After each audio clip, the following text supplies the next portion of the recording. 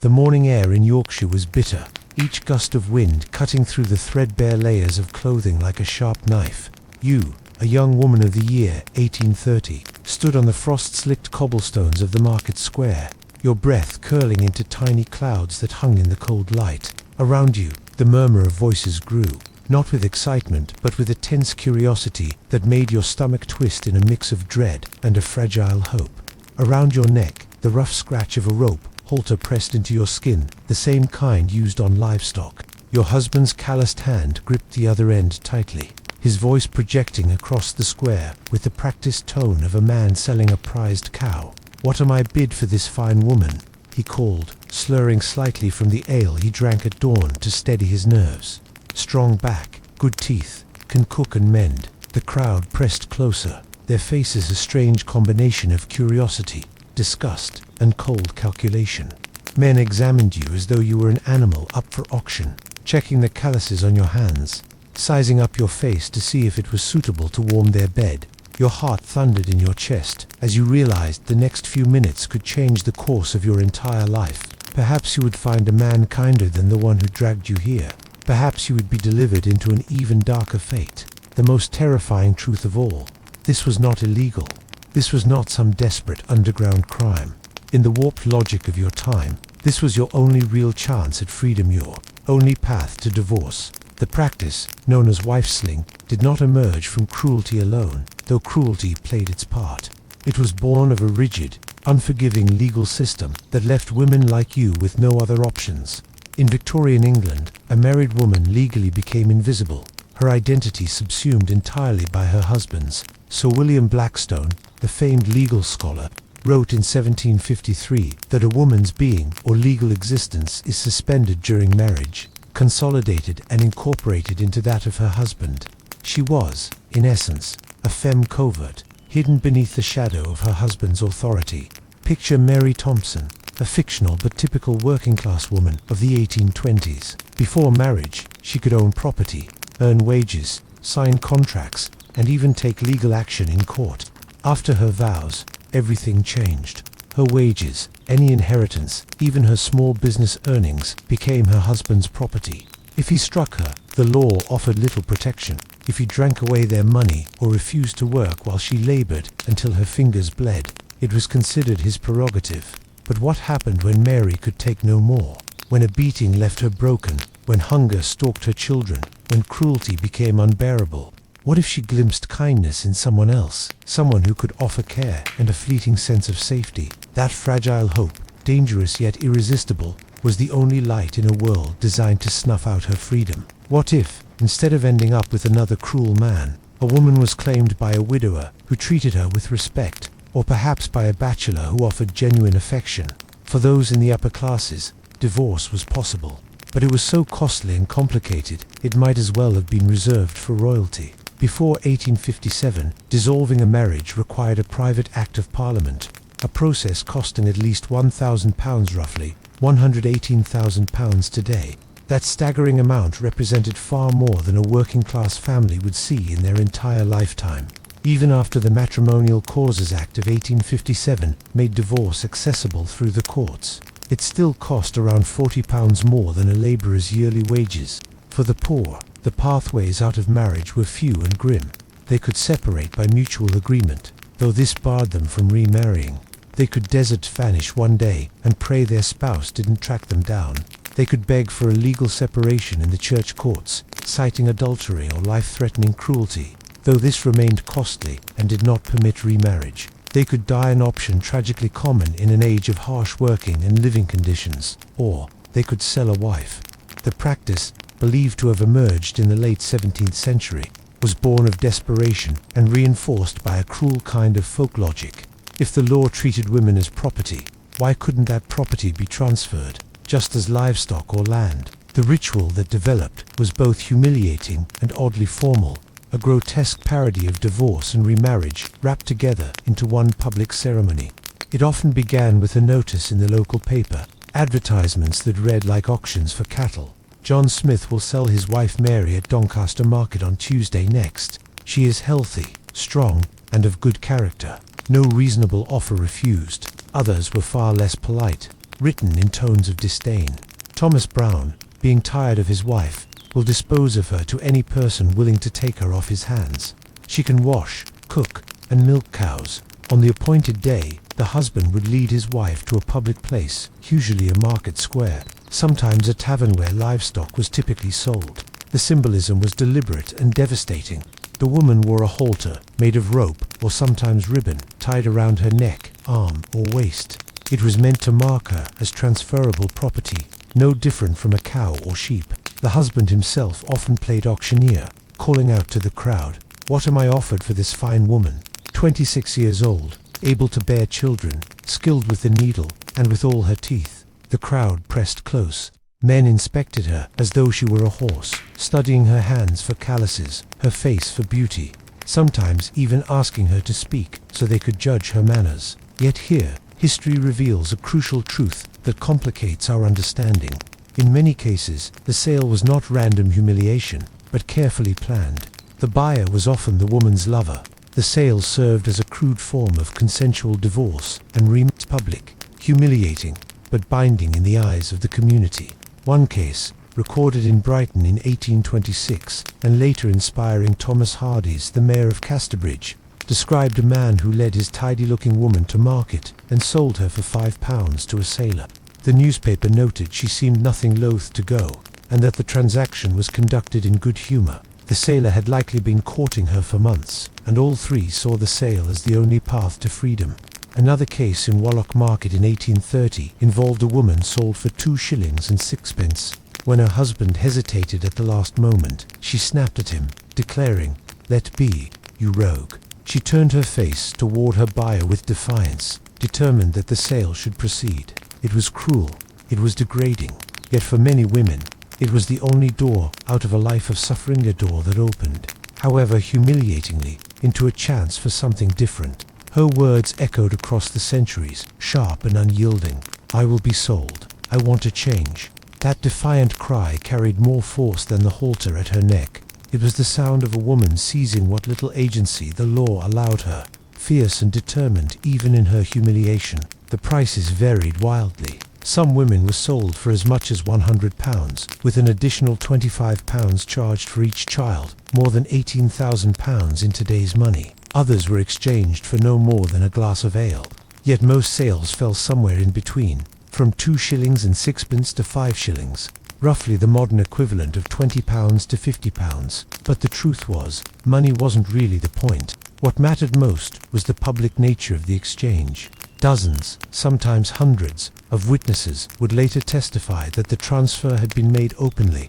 The wife passed from one man to another. The halter itself carried deep symbolic weight. Once the sale was complete, it was handed to the new husband as proof that the transaction was finished. It wasn't theatre, it was desperate ritual.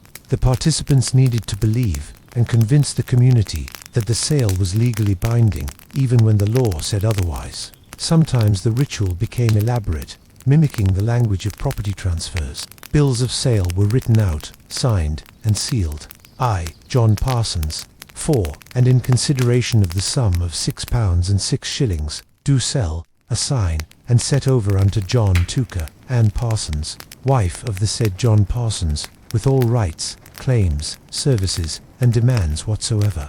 During the term of her natural life, the ceremony often ended, not in shame but in revelry. The new husband would treat the community to ale at the nearest tavern, and in rare cases, church bells even rang, as they did in 1827. The sale became a grotesque carnival, part theatre, part court of law, part public entertainment. Entire towns turned out to watch, jeering or cheering as if it were a festival. But not all sales were planned or consensual. Some were true auctions, brutal in their randomness. In March 1766, a carpenter from Southwark sold his wife at an alehouse in a drunken haze of indifference. When he sobered up and begged her to return, she refused. The shame drove him to hang himself. In Manchester, 1824, a wife was knocked down for 5 shillings. Displeased with her buyer, she was put back up again and resold for 3 shillings and a quart of ale. Even here, the woman's voice mattered. She could refuse, she could resist, but imagine the terror standing there as strangers bid for you, knowing your fate depended on whose coin rang loudest in the crowd. Yorkshire became the grim heartland of the practice. with 27 of the 108 documented Victorian wife sales occurring there. In May 1837, a Halifax blacksmith sold his wife for £1, then bought her back, then resold her to a married man for £0.50. When she learned of the deal, she stormed in, beating her faithless husband with a fury that revealed she had not consented at all. The most elaborate sales could swell into spectacles of hundreds. In December 1849, in the town of Goole, a man named Ashton discovered that his wife had eloped with her lover while he lay ill in hospital. When he recovered, he tracked them down and staged a sale in the marketplace. The crowd surged forward as the buxom young woman was sold to her paramour for 5 shillings and 9 after spirited bidding. Before leaving, she snapped her fingers at her husband and spat out her parting words. "There, good for naught. That's more than you would fetch." Even children were sometimes bound into these transactions, treated as accessories to the main bargain. In 1865, a woman and her 2 children were sold together for £100 plus £25, each for the children, a sum equal to several years' wages. The buyer was not only taking a wife, but inheriting an entire family, with all the burdens and obligations it carried. It was desperation turned into ritual, humiliation paraded as justice, and for countless women, the only way to claw back even a fragment of choice in a world that refused them rights. The official response to wife selling was as inconsistent as it was confused. Legally, the practice had no foundation in law. It was, in truth, nothing more than a conspiracy to commit adultery, followed by bigamy when the new couples married. Yet local authorities often hesitated, uncertain of their power to intervene. In 1819, when a magistrate attempted to prevent a sale in Ashburn, Derbyshire, the crowd turned on him, pelting him until he fled. Later, he confessed his uncertainty. "I do not think I have a right to prevent it, because it rests upon a custom preserved by the people of which, perhaps it would be dangerous to deprive them by any law for that purpose." To him, the danger lay not in the cruelty of the act, but in disturbing a tradition the people guarded as their own. Some officials went further, actively encouraging the practice. Poor law commissioners, tasked with keeping the destitute out of parish workhouses, sometimes forced husbands to sell their wives rather than burden the parish with supporting separated families. In 1814, Henry Cook was compelled by the Effingham workhouse authorities to sell his wife rather than allow her and their child to live at parish expense.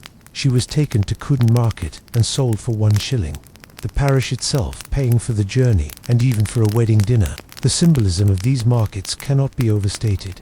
They were places where livestock changed hands, where property was bought and sold, where communities gathered to witness transactions. By staging these rituals in the very heart of commercial life, participants demanded recognition of their arrangement. They forced the community to see and validate what the law refused to acknowledge. The halter round a woman's neck made visible what the law implied, that she was property, no different from an animal.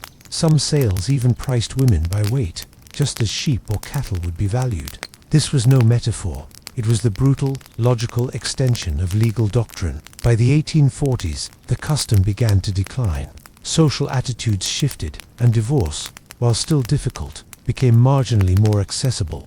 Newspapers grew critical, describing wife sales as disgusting and disgraceful scenes. The rising middle class, eager to distinguish themselves from what they saw as working-class barbarism, pushed for prosecutions. By the 1850s, many sales were carried out privately, by written deed rather than public auction, as participants tried to maintain the legal fiction while avoiding the shame of spectacle. Reform movements lent their voices to the condemnation. The Salvation Army and evangelical preachers denounced the practice as immoral and degrading. Yet even reformers could not entirely escape the desperate logic that sustained it. In 1889, a member of the Salvation Army himself sold his wife for £1 in Hucknall, Nottinghamshire, proof that even those who railed against the custom sometimes turned to it when cornered. The last recorded wife sale in England came in 1913 in a police court. A woman testified that she had been sold by her husband to one of his workmates for a pawn ticket. By then, wife selling was a relic, kept alive by desperation and tradition rather than belief in its legitimacy. But the deeper horror of the custom was not in the spectacle itself. It lay in what the ritual revealed about the society that made it necessary. These were not the savage acts of barbarians, but the rational responses of ordinary people trapped in an irrational system. When the law offered no remedy for abuse, cruelty, or misery, people invented their own even when those remedies were grotesque. The women who stood in market squares with halters around their necks were not simply victims of cruel husbands. They were victims of a legal system that erased their very existence, trapped between the fiction that they were invisible and the reality that they had to survive. They chose the only escape they could find. However humiliating, however demeaning, wife-selling offered what the law denied them: a second chance. For a few shillings, for the price of dignity, they bought a fragile hope of freedom. For many women, their dignity was reduced to a price. Their worth measured not in love or respect, but in coins passed from one hand to another.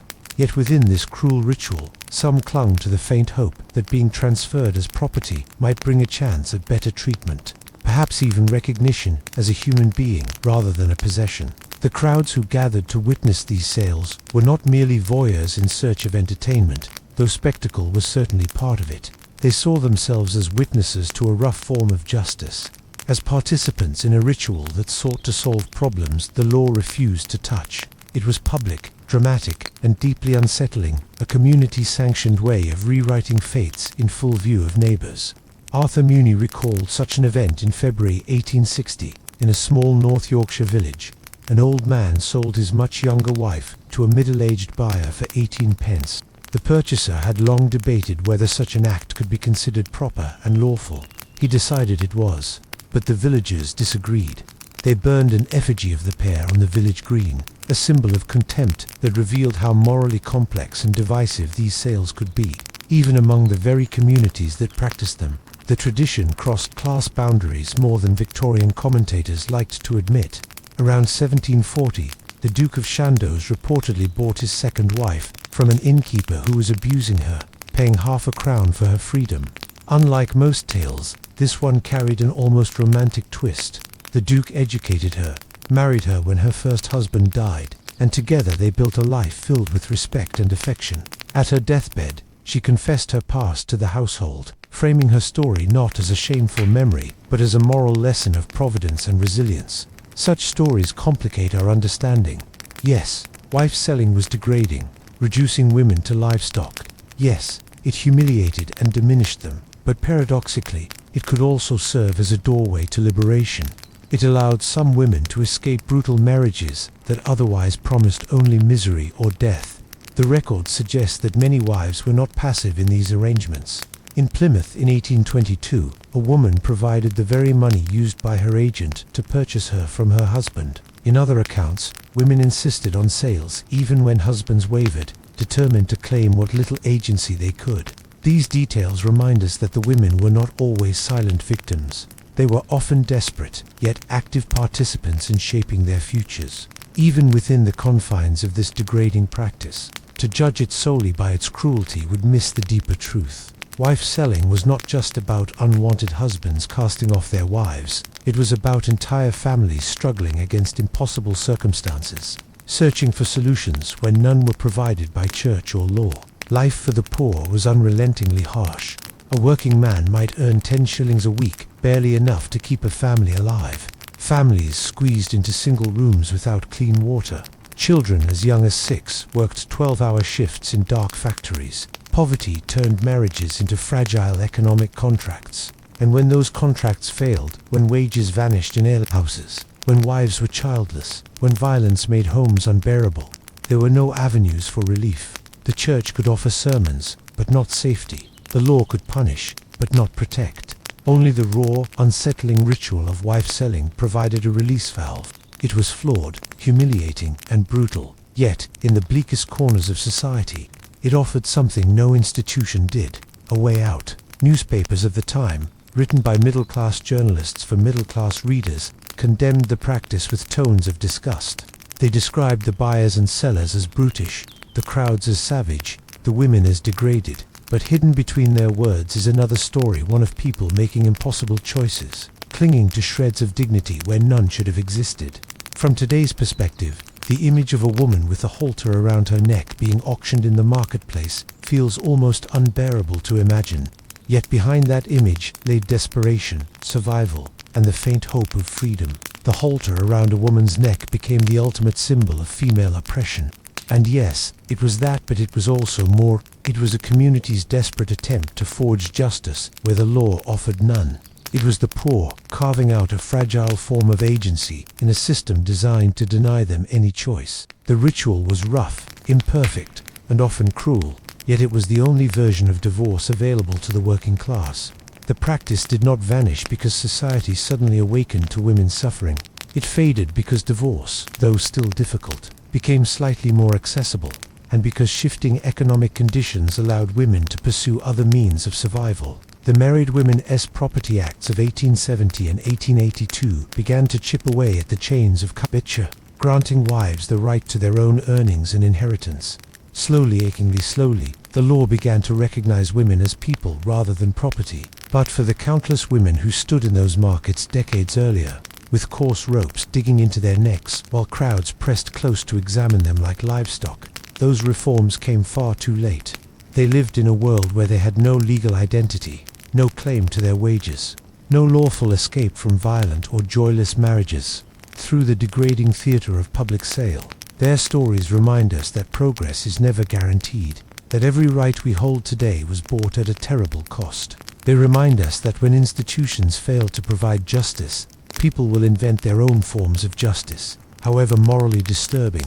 As you sit in modern comfort with the legal right to divorce, the right to own property, the recognition of your full personhood under the law, remember the women who once purchased their freedom for a handful of coins at the price of their dignity in the open market. Remember that the rights you enjoy were paved with the humiliation of women who had no choice but to wear halters and pray that anyone might treat them with a shred of kindness the law denied them. The last echoes of those auctions faded more than a century ago, but their memory still lingers. They leave us with unsettling questions about the systems we build, the people those systems fail, and the lengths to which desperate souls will go in their search for hope. Behind every grotesque historical practice lies a human story, a story of survival, of desperation, and of the relentless pursuit of something better, no matter the cost. Now, picture yourself in that market square, not as the victim, but as a witness. The morning mist clings to the cobblestones, the air thick with the earthy smell of hay, manure, and something sharper, fear. Normally, this stench belongs to livestock awaiting their fate, but today it comes from another source entirely. On the makeshift platform stands not a beast, but a woman. Her name could have been Elizabeth, or Sarah, or Mary, names long buried in faded newspapers and half-forgotten records. She is perhaps 28 years old, with hands hardened by endless work, and a face prematurely aged by hunger and grief. Once, she may have been beautiful, but poverty has carved deep lines around her eyes. The halter biting her neck is no mere symbol. It is the same coarse rope used to lead horses, and each movement sends fresh abrasions into her skin. At the other end, her husband grips it with the casual authority of a man playing his role, though his fingers tremble slightly, steadied only by the ale he drank to dull his shame. "Come now, gentlemen," he calls, his voice rough, his words practiced. "What will you give for this fine piece of woman flesh? Strong as an ox, she can work 16 hours without complaining. She's got all her teeth." He pries her mouth open with calloused fingers, forcing a display as though she were nothing more than livestock. The men in the crowd lean closer, their breath clouding in the cold air, their eyes sharp with calculation. The men in the crowd are not monsters. They are farmers, laborers, and tradesmen who understand value and practicality. They study the woman as though she were a mule or a cow. They inspect her hands for calluses that prove she can labor. Their eyes drift to her hips, judging whether she can bear children. They linger on her face, assessing whether she might be pleasing enough to share a bed on cold nights. One man, a blacksmith, his apron stained with soot, steps forward and pinches her arm to test the firmness of her flesh. "A bit thin," he mutters, as if commenting on livestock, "might not last through a hard winter." Another man asks, "What's her temperament like? Does she sulk, rage, or fall into melancholy?" Sweet as a lamb when treated right, the husband answers quickly, never raises her voice, does exactly as she's told. Good with children, to raised 3 of her own without losing one to fever. But his description clashes with what we see in her eyes. There is a sharpness there, a calculating defiance that betrays her husband's words. Her lips are pressed into a thin line, and her bound fists tremble with the force of her grip. She is not merely a victim. She is a woman playing her role in a grotesque drama, her only chance at freedom hidden beneath a mask of compliance. The bidding begins tentatively. 2 shillings, calls a cattle dealer, testing the waters more than showing intent. Laughter and scoffs ripple through the crowd. 2 shillings would barely buy a meal. 2 and 6, shouts a young farmer, his cheeks flushed with excitement or nerves. Perhaps 25, awkward, unmarried. He sees this as an opportunity to acquire a household ready-made. The woman's eyes dart to him, sharp with calculation. Is he cruel? Does he drink too much? Would he strike her when the ale soured his mood? In the span of seconds, she weighs these questions against her fate. Then, a familiar voice breaks through.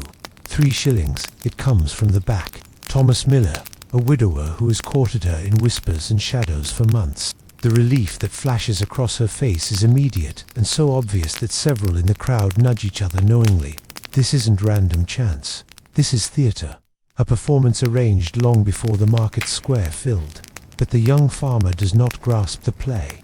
For shillings he calls eagerly, raising the stakes with a wide grin. And I'll throw in a pig. The woman's expression falters. Real fear replaces the mask. This was not part of the plan. Thomas Miller frowns, his jaw tight. 5 shillings, he says firmly, the weight of warning carried in his tone. 6, the farmer counters immediately, swept into the thrill of competition, blind to the danger of disrupting an arrangement already agreed upon. The crowd murmurs its approval, amused at this unexpected spectacle. The woman turns desperately toward her husband, trying to catch his eye, signaling that things are going terribly wrong. But he is lost in calculation, greed flickering across his face as he imagines how much ale and gin 6 shillings could buy. For the first time, terror takes full hold of her. She could end up bound to a stranger one who might be harsher, more dangerous than the husband she is trying to escape. 7 shillings, Thomas Miller growls through clenched teeth. It is more than he can afford, but the sight of her distress steels him. The young farmer hesitates, fumbling at his pockets. 7 shillings and a pig is a steep price. He glances back at the woman, really studying her face now. What he sees is not gratitude, not even resignation. It is furor and cutting, the kind reserved for wild dogs or sudden storms. 7 shillings and 6pence, he mutters at last, but the words fall weak, stripped of conviction. The husband senses the shift. Greed battles with caution in his al-clouded mind. He knows wife selling survives only through community approval, and crowds can turn when they sense injustice. Clearing his throat, he calls out quickly, going once, for 7 and 6, hoping to end the scene before it spirals beyond his control. 8 shillings. The words rang out like a desperate prayer. Thomas Miller, forcing them past lips that were dry with fear. Everyone could see he didn't have that kind of money.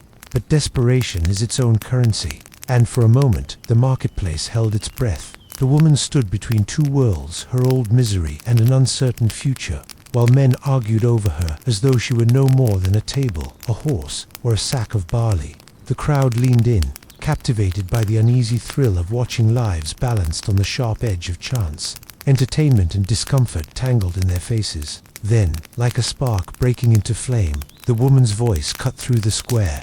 "I choose Thomas Miller," she declared, steady and clear, her words echoing against the stone walls. "I'll go with him willingly, but I won't be sold to no stranger like grain in a sack." The square erupted into murmurs, shock and argument spilling into the frosty air. This wasn't how wife-selling worked. The entire ritual hinged on her silence, her lack of choice. Yet something in her voice carried dignity, a stubborn defiance that even hardened men found themselves nodding to. "The lass has spoken," an old man shouted from the edge of the crowd. "Let her go where she wills. This ain't no cattle market, but I bid highest." The young farmer protested, his voice cracking between defiance and relief. For though he argued, there was a faint shadow of gratitude in his tone. He had felt the weight of her fearful eyes, and deep down he knew he wasn't meant to own her. The husband shifted uneasily, realizing his auction was slipping from his grip. He scanned the crowd, reading the shift in their mood. The whole practice depended on legitimacy, and legitimacy depended on their approval. If the people decided her will mattered, then her will mattered.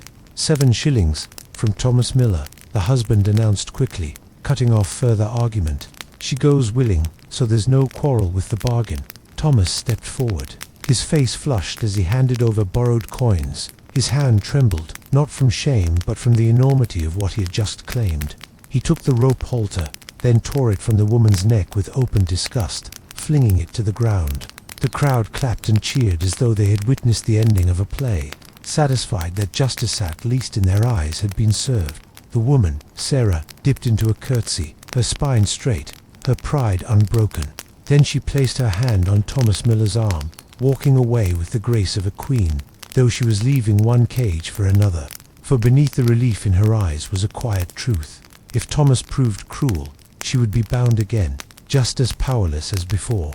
Her gamble rested not on the law, but on his humanity. The young farmer lingered, his excitement dulled into confusion. He had imagined a wife as a solution to his loneliness, a ready-made household to warm his empty evenings. But now, watching Sarah walk away, he felt the weight of what he had nearly done. To claim a person as property, was that truly a home, or another kind of prison? The husband pocketed the coins with greedy fingers and hurried toward the tavern, his thoughts already soaked in the promise of gin. Relief and loss gnawed at him in equal measure. Sarah had been a burden, yes, but she had also been the only soul who cared if he lived or died. Now, even that bitter tether was gone. This scene, though imagined, reflects truths drawn from the record books of history. Wife-selling was not rare theatre, but lived tragedy. One case tells of Marianne Price, sold in Merthyr Tydvil in 1837.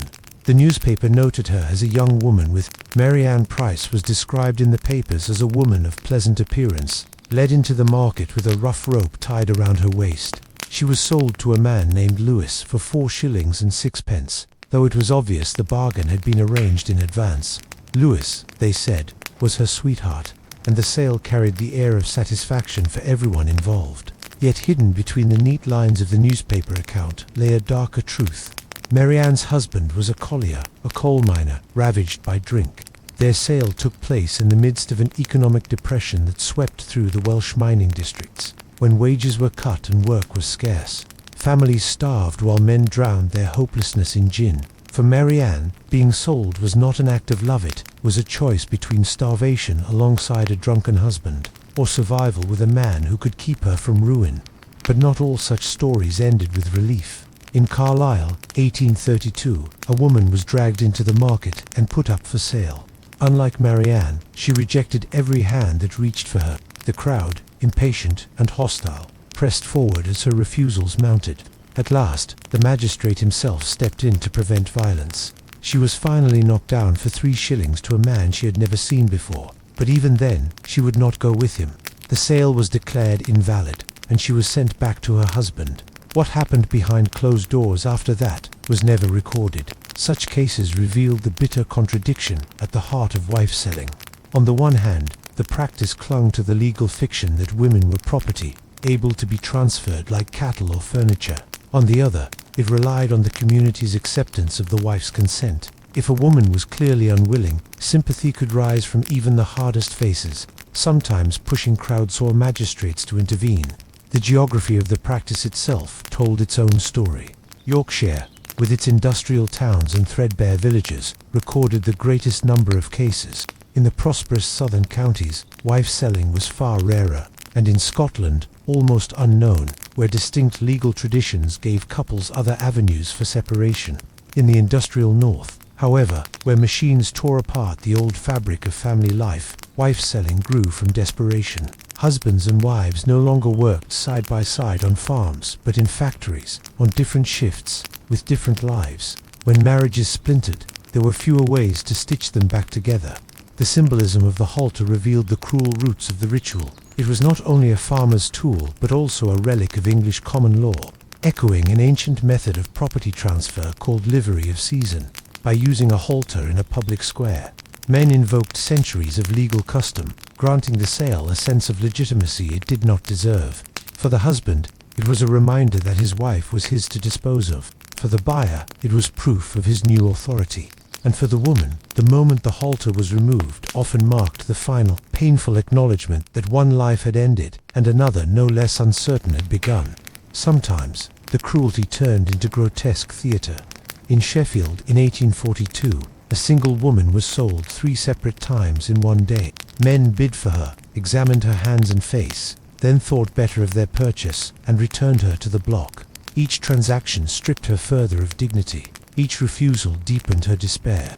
By the day's end, the newspaper recorded, she was weeping uncontrollably, broken by a system that traded her body like livestock, while her spirit cracked under the strain. The woman sold 3 times in Sheffield, breaking down in tears when the final sale collapsed, revealed the deep instability of the entire practice. Wife selling had no foundation in law, no contracts to bind agreements, and no system to resolve disputes. A buyer who regretted his purchase could simply return the woman and demand his money back. A wife who found herself in an intolerable new home had only one option: to persuade her new husband to sell her once again, repeating the ritual of humiliation in the public square.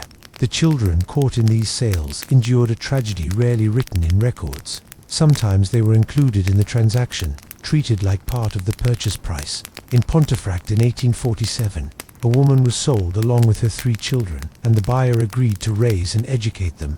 But far more often, children were torn away from their mothers and left with their fathers.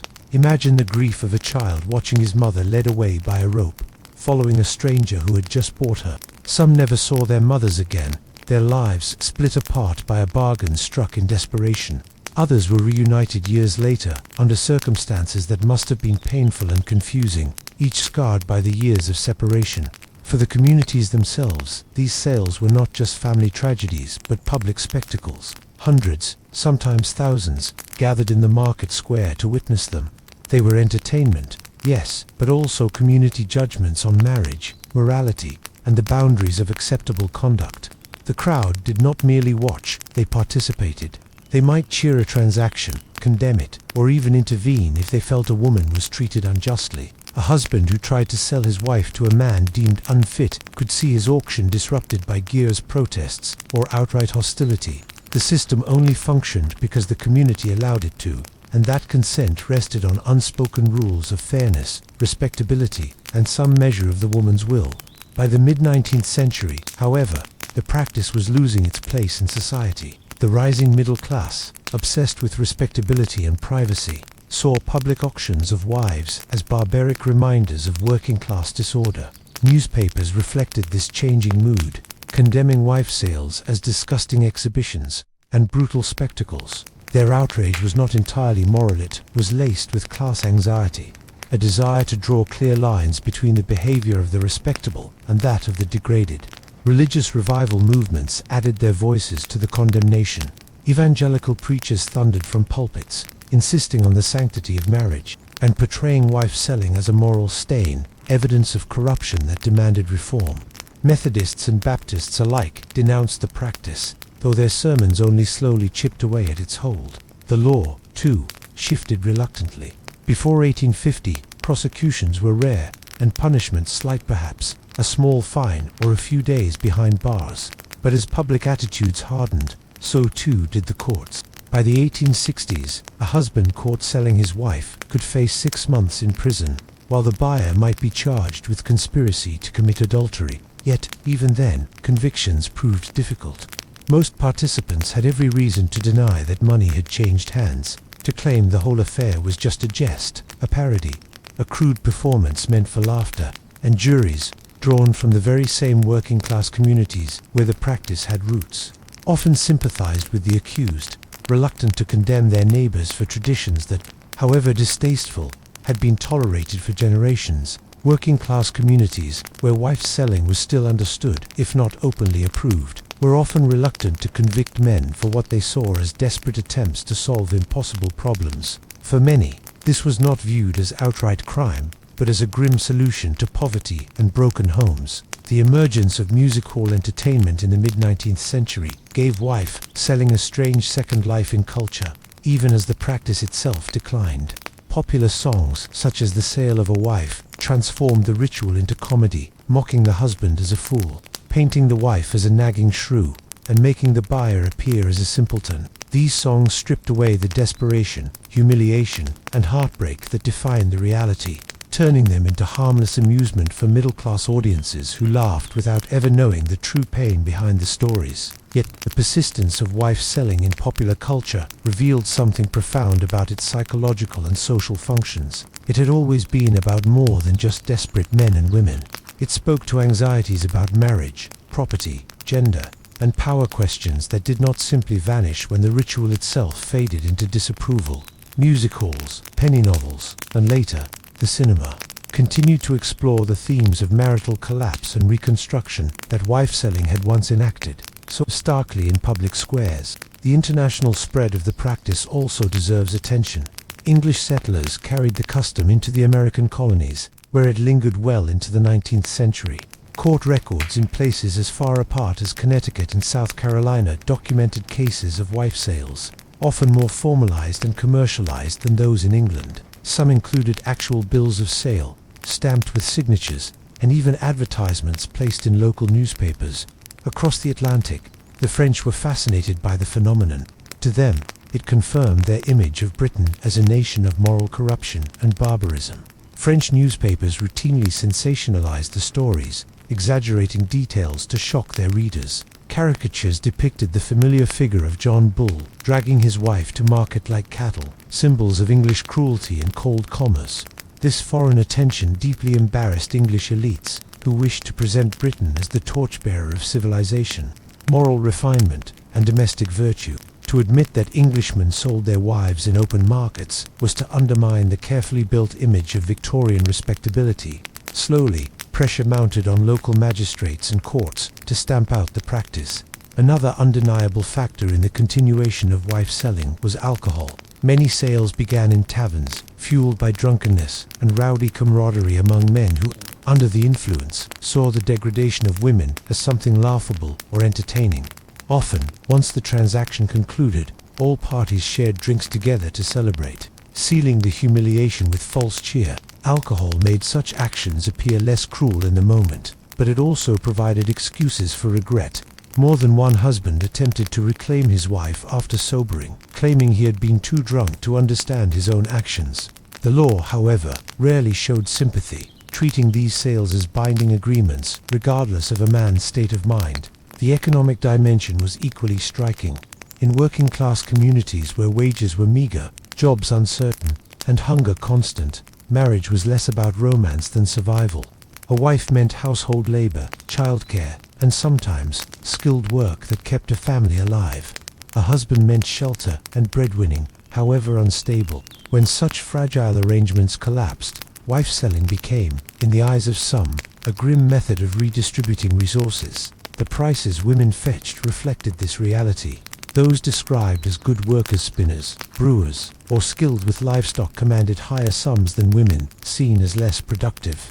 Youth, fertility, and health also added to a woman's value in these dreadful markets. Buyers and sellers haggled not only over money, but over labor, childbearing, and household management, reducing human lives to cold economic calculations. The surviving documents remind us that what was being exchanged was never just a wife. It was her strength, her capacity for work, her ability to give birth, her role in sustaining life. Beneath the grim laughter of taverns and the gears of market crowds, the reality remained the same. Women were treated as property, their worth measured not in love or dignity, but in the currency of survival. Sales records often contain revealing details about working-class life and values. Newspapers described not only the clothing women wore, but also their physical appearance, their temperaments, and their skills. These reports preserved fragments of working-class speech and attitudes that are rarely found in other historical sources. Some recorded the exact words spoken during the transactions, giving us small windows into the voices of people whose lives were otherwise forgotten. Even in degradation, there was an order. Wife selling was not pure chaos. It followed a kind of etiquette, a framework of rules and customs that participants recognized and respected. There were proper ways to conduct a sale, appropriate times and places, and accepted methods of payment. A man who violated these unwritten rules could find himself shamed, confronted, or even violently opposed by the community. This strange sense of order reflected that, while the practice was brutal, it was deeply woven into the moral fabric of its time. The decline of wife-selling after 1850 was not simply because of laws or shame, it was because the world itself was changing. Factories provided women with new opportunities to earn wages, breaking the old chains of absolute dependence on men. The growth of cities made it easier for women to slip away from bad marriages, vanishing into crowded urban streets. The expansion of the railroads offered an escape, the chance to leave behind an old life and start anew hundreds of miles away. Shifting ideas about marriage also played their part.